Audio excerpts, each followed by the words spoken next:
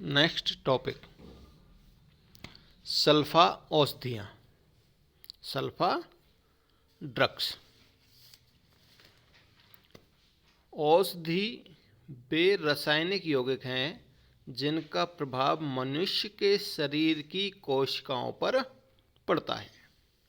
शरीर में जैव रासायनिक अभिक्रियाएं यदि सही तरीके से नहीं होती हैं तो मनुष्य बीमार हो जाता है।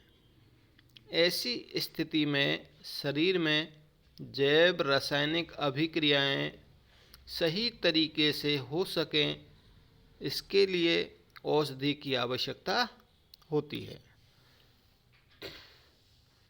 औषधि की कई श्रेणियां हैं, इनमें से सल्फा औषधि भी एक श्रेणी है। सल्फा औषधि का उपयोग सन 1935 में जर्मन वैज्ञानिक डॉक्टर डोमक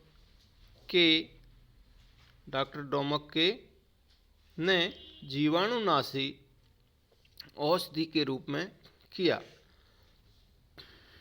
इन औषधियों का संबंध सल्फेनिलिक अम्ल से होने के कारण इन्हें सल्फा पूर्वलग्न संबोधित करते हैं।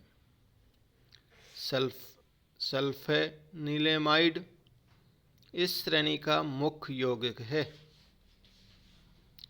सल्फेनिलेमाइड इस श्रेणी का मुख्य यौगिक है। यह एक क्रिस्टलीय यौगिक है।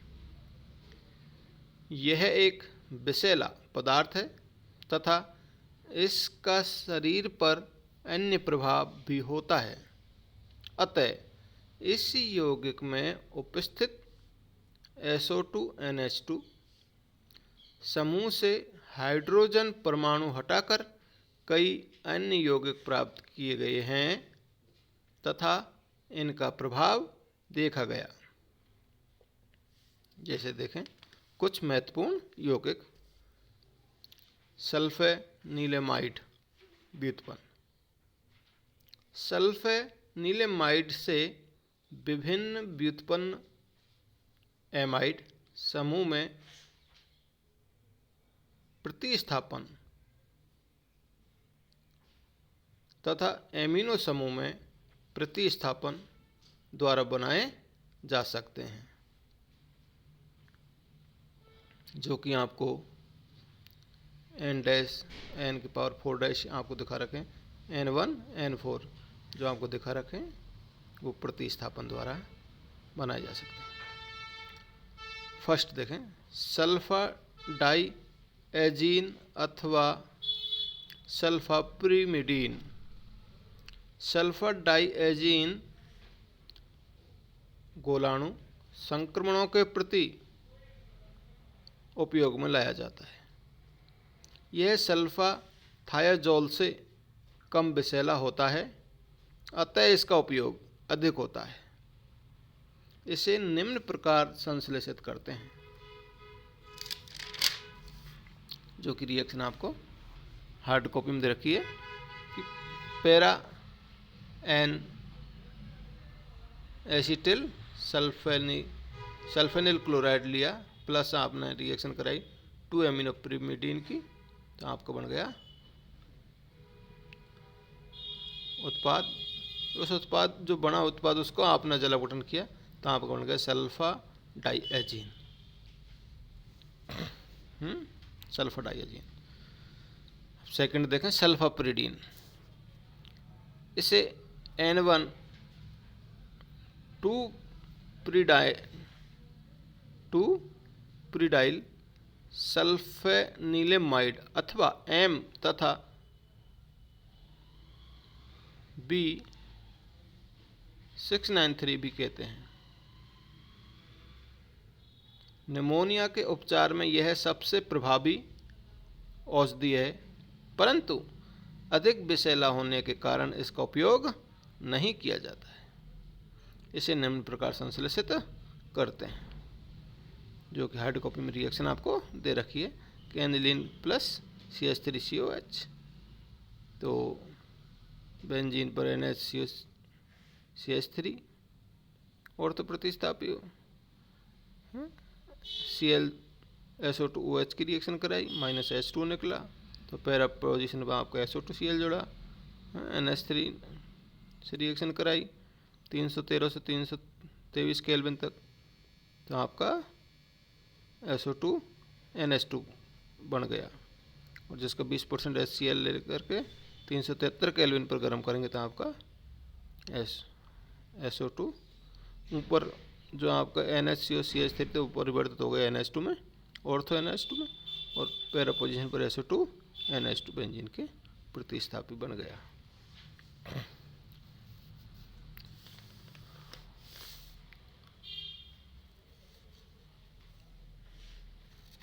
आगे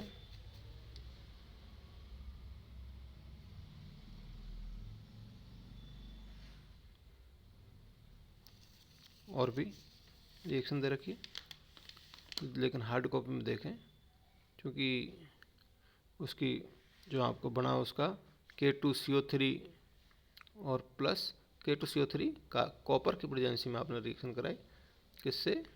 अल्फा ब्रोमोप्रिडीन से, तो आपको बन गया सल्फाप्रिडीन। इसी प्रकार और भी रिएक्शन दे रखी है। थर्ड देखें, सल्फाथायाजोल अथवा सिबाजोल, यह सल्फाप्रिडीन की तुलना में अधिक प्रभावी एवं कम विषैला होता है। इसका उपयोग स्टेफिलोकोक्की संक्रमण में किया जाता है। यह 2-एमिनोथायाजोल तथा para N acetyl sulphonyl chloride के संघनन से प्राप्त उत्पाद की क्षारीय विलयन से क्रिया कर प्राप्त होता है, क्रिया से प्राप्त होता है। तो अपन ने पैरा SO2Cl पर, जो कि आपका para N acetyl sulphonyl chloride है, उसकी रिएक्शन 2-एमिनोथायाजोल से कराई प्रिडीन की प्रेजेंसी में, तो आपको बन गया उत्पाद सल्फाथायाजोल सिब्राजोल। जो आपको बना उत्पाद, उस उत्पाद का जला गठन किया तो बन गया आपका सल्फाथायाजोल सिब्राजोल। अगला नेक्स्ट सल्फामेरेजीन, यह para N acetyl sulphonyl chloride ASC का 2-एमिनो-6 मेथिल पिरिमिडीन के साथ संघनन पर प्राप्त होता है। अगला देखें, सल्फामेथाजीन, इसे N-2 पिरिमिडाइल सल्फेनिलेमाइड भी कहते हैं। इसे निम्न प्रकार संश्लेषित किया जाता है। तो पैरा एन एसिटिल सल्फेनिल क्लोराइड की रिएक्शन आप 2-एमिनो-4,6 डाईमेथिल पिरिमिडीन से कराई पिरिडीन की प्रेजेंसी में, तो आपको बन गया सल्फानिलाजीन।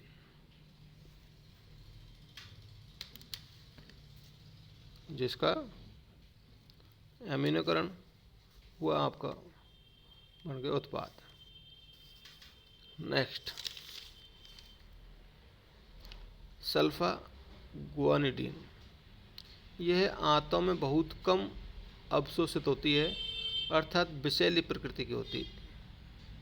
यह आंतों में बहुत कम अवशोषित होती है, अर्थात विषैली प्रकृति की नहीं होती है। अतः इसका उपयोग दंडाणु जनित पेचिश के उपचार में किया जाता है। सल्फागुआनिडीन का, इसे गुआनिडीन आपका था सल्फागुआनिडीन, तो यह आंतों में बहुत कम अवशोषित होती है, अर्थात विषैली प्रकृति की नहीं होती है। अतः इसका उपयोग दंडाणु जनित पेचिश के उपचार में किया जाता है।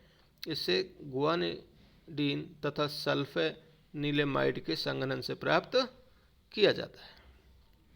पैराएमिनो बेंजोइक अम्ल तथा पैराएमिनो बेंजीन सल्फोनेमाइड की संरचना में समानता है। पैराएमिनो बेंजोइक अम्ल में जीवाणु पनपते हैं। अतः जब सल्फा औषधि बीमार मनुष्य को दी जाती है तो जीवाणु सल्फा औषधि को ग्रहण कर लेते हैं, जिससे वे बढ़ने एवं पनपने के स्थान पर समाप्त हो जाते हैं। आज के लिए इतना ही। Thank you.